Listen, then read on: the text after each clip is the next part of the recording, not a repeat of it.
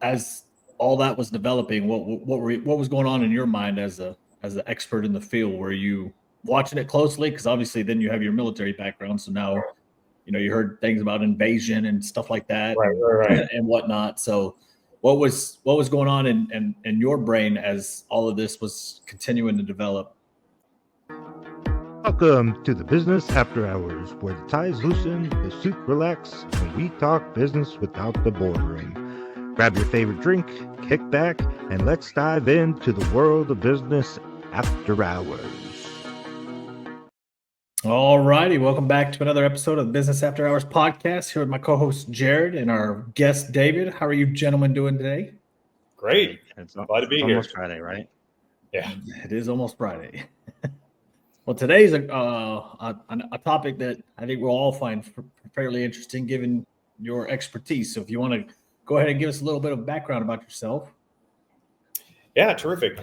So my background really begins in the Marine Corps. I was after going to the Naval Academy, I graduated there in 2001. I was commissioned as a second lieutenant in the Marine Corps.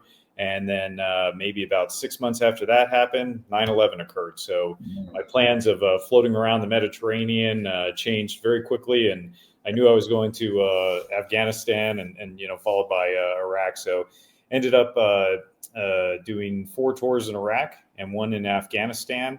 And because I'm crazy like that, I did a couple contractor tours in Afghanistan after that, and then decided it was time to stop getting shot at. So came back to the States, tried corporate America for a while, and just found that it wasn't really the best fit for me. I wanted to kind of be more independent and do my own thing.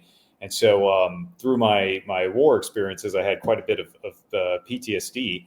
And I had been flying a drone just for fun and finding that I was getting some relief from my symptoms from flying the drone. And my wife had recommended, like, maybe you can make a business out of this and kind of get both. And so in 2017, I started a drone service business providing real estate photography, mapping, agricultural services, inspections, things of that nature. And then a few years ago, I became part owner of Altitude University, which is an online platform that does drone training classes for people that want to get their drone license. And then more recently, I became a part owner of a new company called High Stakes University that does training for drones, particularly in fields like law enforcement and private security. So, we teach them how to fly. We teach them, how to be good at what they do with that particular tool. So I'm all in on the drone industry. That's a little about me. Do you know roughly how many private owner drones there are? Well, with the FAA registered, there's several 100,000. Drones that are actually registered are a little over 1 million, but some people have more than one. There's I want to say that the latest numbers were 700,000 registered pilots in the U.S. Something around that number. Okay. And what does it take to become a pilot? Yeah, so in the United States, basically, like, there's 2 categories. You can be a hobbyist, which is just somebody that wants to fly for fun, or you can be a commercial pilot, which is somebody that makes any kind of profit from drones. Okay. So interestingly enough, the FAA actually says that, like, even if all you're doing with your drone is posting videos on YouTube, you technically need to have a license, and that doesn't matter whether or not you're making money on it. It's still considered like you're gaining in some way from doing it. But as long as you're doing, something other than just flying for fun, you need to get a Part 107 license, which is the FAA's remote pilot license, and that includes passing a test that they have. That covers everything from how to read the aeronautical charts to the rules that are associated with flying drones, and everything that factors into the safety of it. So passing that test is really what you have to do to become a pilot. And then, of course, you need to know how to fly. But the base is, learning the material to pass that exam. Okay. So now you graduated from like personal photography with real estates and whatnot to commercial. Is that right?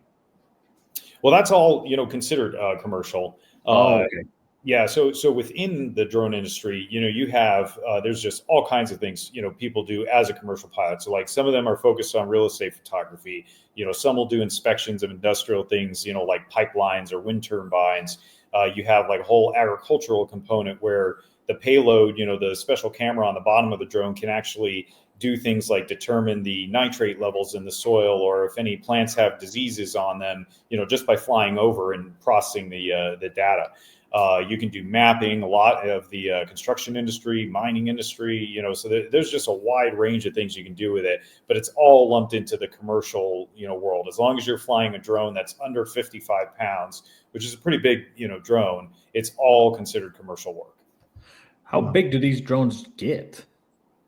Well, they can get huge. If you look at drones just across the board, like obviously in the military, sphere, Right, they're yeah. gigantic. Yeah. For most commercial pilots that you find in the United States, they're flying something that's between about 250 grams up to 55 pounds. You have to be under the 55.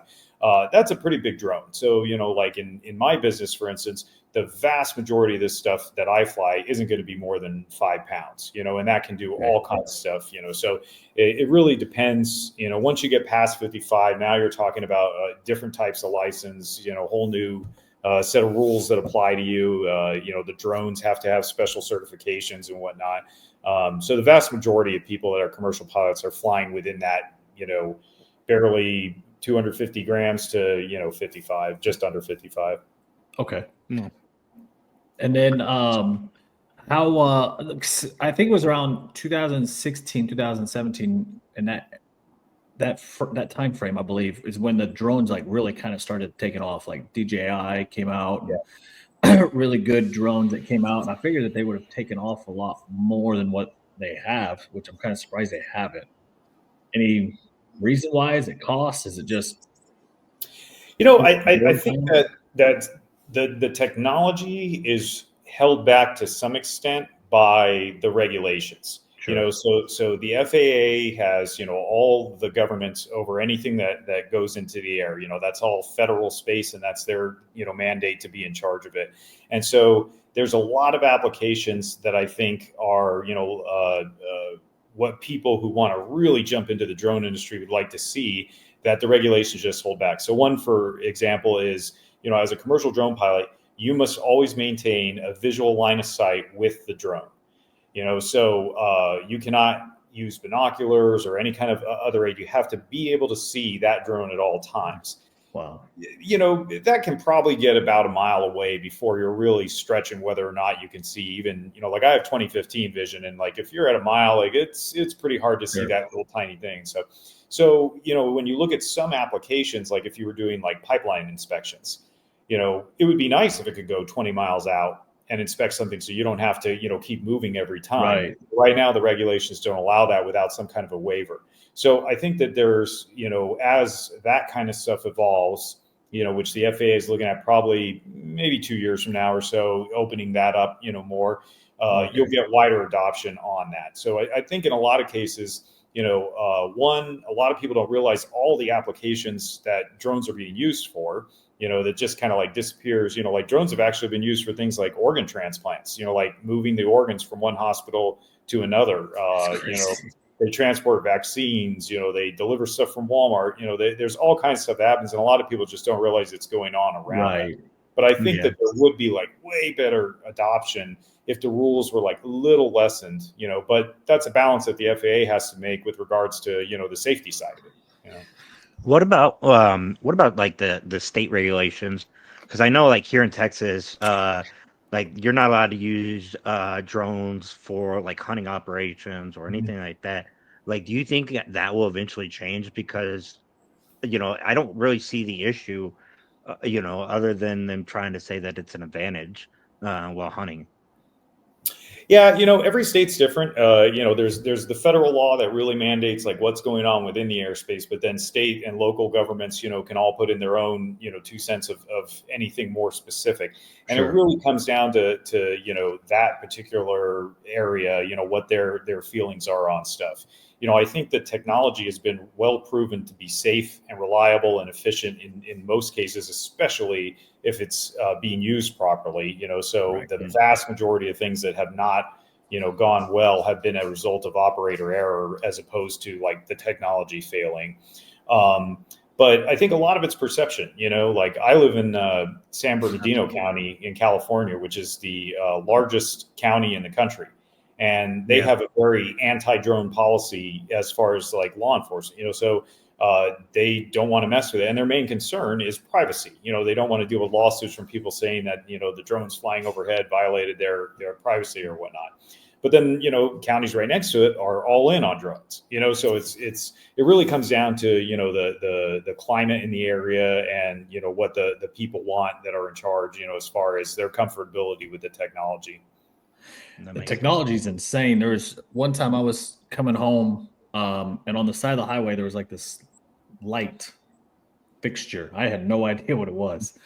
And come to find out afterwards, because then it like changed shapes and it almost looked like an alien invasion almost. Right. And then like the next day is when I found out it was apparently there's like an air drone show that's by us and they were practicing. Yeah. And yeah. It was freaky seeing it, like not knowing, just on the side of the highway. Like, what in the world is this thing?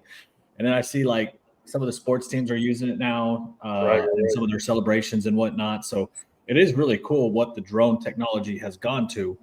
Also, with that, we know that there was also some drone scares. I don't know if they're still going on. I haven't heard about it much, but I imagine that because these drones that were flying all over what seemed to be the East Coast, I guess now it makes sense why they weren't in San Bernardino, at least, because it's not allowed there. So they clearly no, just to clarify, they are allowed. It's just the sheriff's department doesn't want to use them. Like they don't. Oh, okay.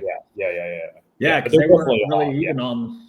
They never went to California. It doesn't seem like it was mainly the East Coast and Texas, which was weird. Now, what was your take on as that was all going on?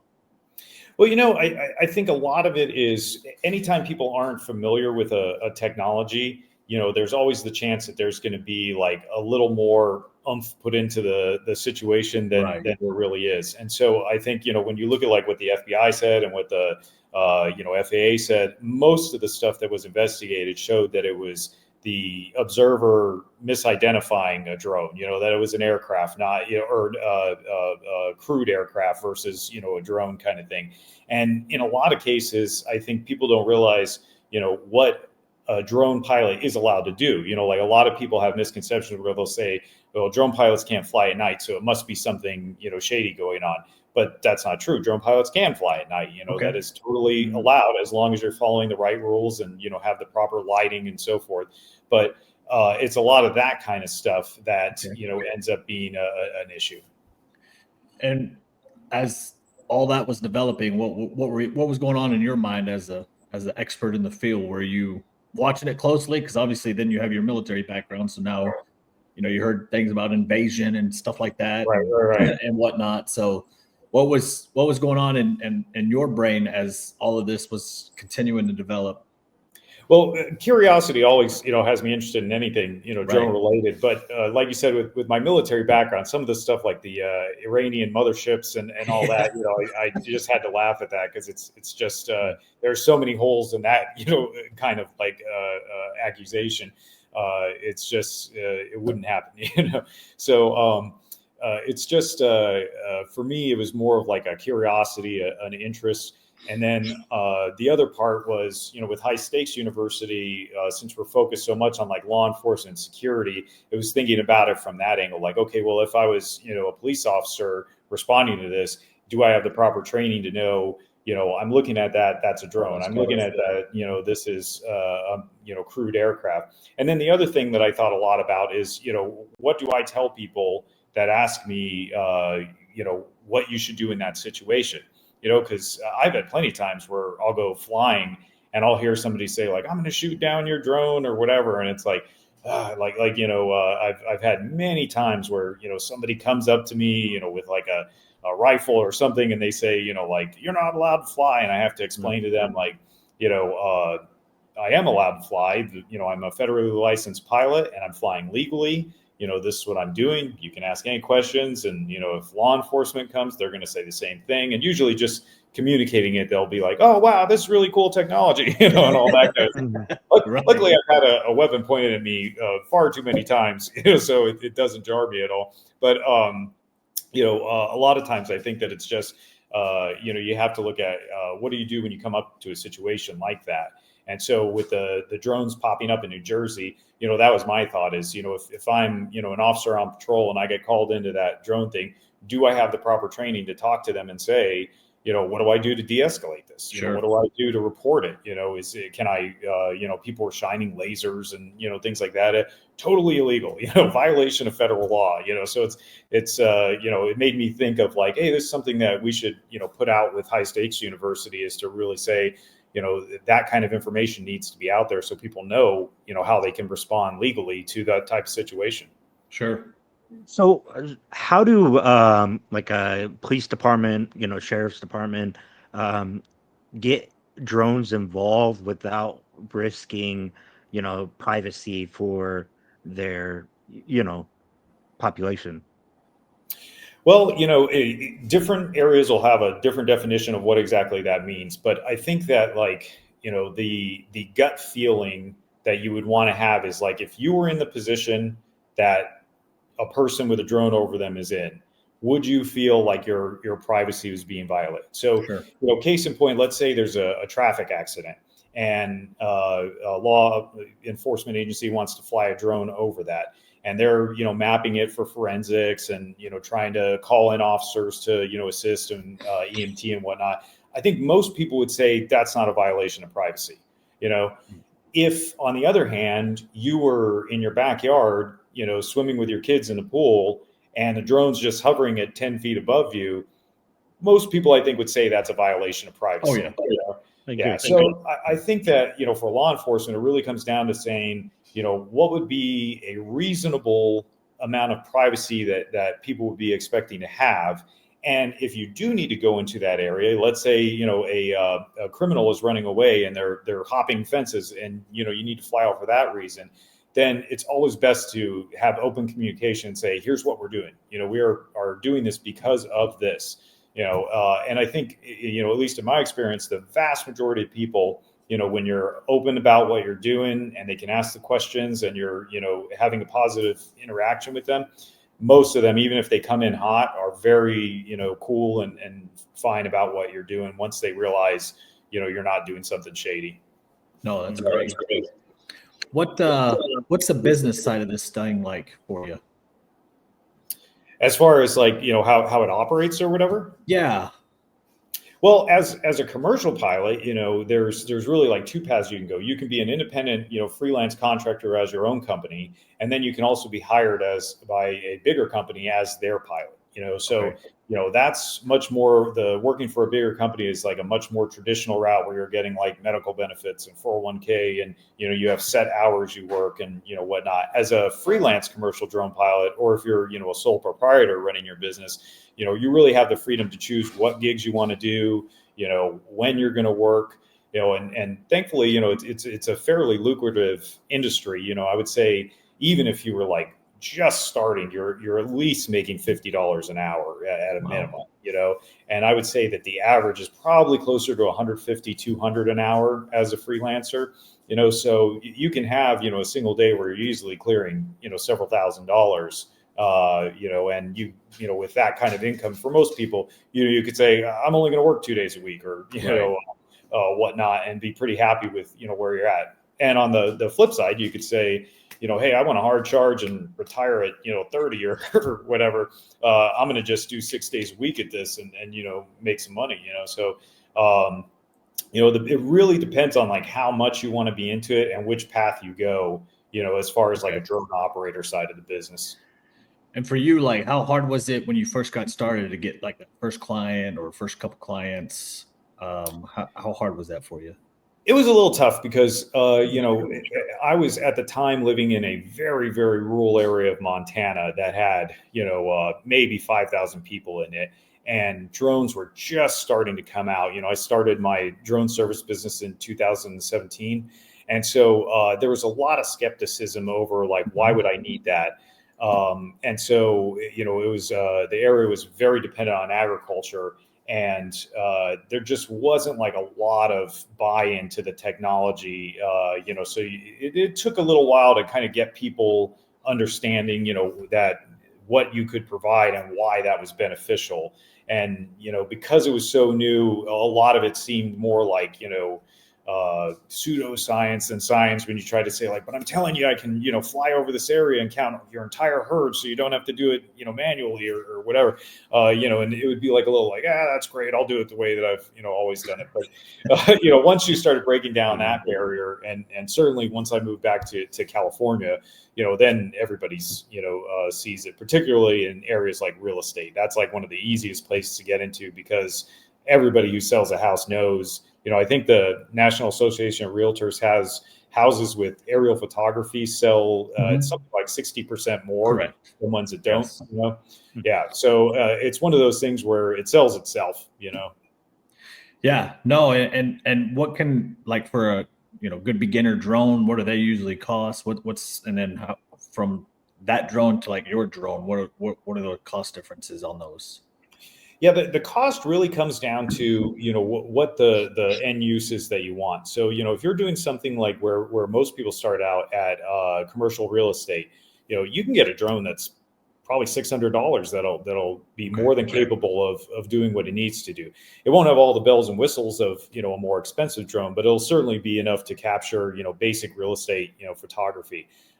I would say, with Altitude University, we have a YouTube channel, and one of the videos on there, we, tried to figure out like what would be the minimum amount of money that you would have to put in to start a drone business and be fully operational. And on that video, we calculated that you could do it for under $3,000. Have your drone, your computer, your business licenses, all the stuff that you need to have ready to go. Less than $3,000. And when you think about other, businesses that you can start, especially one where, you're hitting probably 50 to 150 an hour, most of them you're not going to be able to do for under $3,000. Wow, that's not. I mean, it's really not bad though. No, not at all. And a lot of the, the most expensive part of it obviously would be the drone, but a lot of them, you can finance through the companies that make them or, the various third party vendors, that sell them. So even if that, seems like a lot, you can get in for, a pretty small, the barrier to entry is not a financial one in the vast majority of cases. And then as you move up, if you're talking about like, let's say you want to get into like thermal inspections. Well, now you need a thermal camera, which is, more expensive, more high tech, it takes more training to understand. Now you're talking about a drone that's probably in like the $500 to $7,500 range, somewhere about there. And then if you're talking about doing like industrial inspections, you want to do like power lines and solar farms and stuff like that, $15,000, $25,000, might be where you're sitting on that. But with that, you're commanding a much higher, hourly rate. You could be charging, $500-$600 an hour or whatnot. Wow. Yeah, so the recoup, the time to recoup is actually really quick. Like we recommend when we do our consulting, we recommend not to buy a drone that can't be covered in 10 gigs. So if you can cover it in 10 gigs, great. If not, it's too much drone for you. That's good. I was going to ask what kind of advice do you have for somebody that's looking or interested in getting into drones and operating drones? Yeah, I think the best thing is, check out online courses to get your Part 107. Obviously I'm partial to Altitude University and High Stake University courses, but there's a lot of resources online. You can go onto YouTube, like on the Altitude University channel, and there are just tons and tons and tons of free videos that'll teach you everything you need to know about like how to start the business, how to make it more profitable, how to select drones, what all the ins and outs are of the exam, practice exams, questions, all that kind of stuff. So there's lots of resources on YouTube, and you can find a good amount of information to get you started by looking into that. Can you, before it leaves my mind, will you send me the links to your academies too, so that when we upload the video, it'll be uploaded here. That way, if they want to check you guys out too, and be a nice hot spot for them. And then what now? Your consulting is not consulting drone operators; it's consulting clients, correct? Well, it's both. Okay. So in some cases, the consultations we get are for somebody that's a business that says, I'm thinking of adopting drones. What do I need to do? Do I need to hire pilots? Do I need to build this internally? Or I'm law enforcement thinking of drones. What is the, pros and cons of me doing this? And then it's also somebody who says, hey, I'd like to get into drones. What do I do? How do I start this? Or can you, I've started it, but I'm not doing as well as I'd like to. Can you coach me through, improving my operation? So it's actually both. Okay, awesome. Well, David, this was excellent. Yeah, This was great. Very informative. Great Absolutely. information, great knowledge, and appreciate your insights on what's going on with the drones, or was going on. It seems like it's all vanished now, at least from what I can tell. So good insights on that. Why don't you go ahead and give yourself a little plug-in for your company here so that they can get a full aspect of what your company is and what you do, and a little infomercial for you. Yeah, so for sure, the main one that I'm focused on now is High Stakes University, and that does the drone training for law enforcement, security, hospitality, just a bunch of industries, everything from training the pilots to passing the exams and whatnot, and improving their operation. And then my drone consulting business, Vigilante Drones and Consulting, can help individuals or groups that want to further their business, and then Altitude University is the online course platform that has, one of the best, I think, courses in the industry, and it's priced at under $100.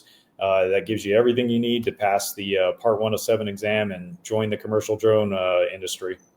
Awesome. We'll have all three of those links down below in the description. That way it's easy for everybody to get to it, and hopefully get you guys some new students here. Yeah, look forward to it. Absolutely. Jared, you got anything you wanted to add? No, thanks again, David, for coming on. Thanks for working with us. I know we kind of had a little bit of mix-up and calendar issues. So thanks again for working with us and coming on. It was great. Yeah, no worries at all. It's been a pleasure. If you guys ever want to talk drones again, let me know. Absolutely, Awesome. We will. All right, you have a good one, David. All right, you guys too. Take care.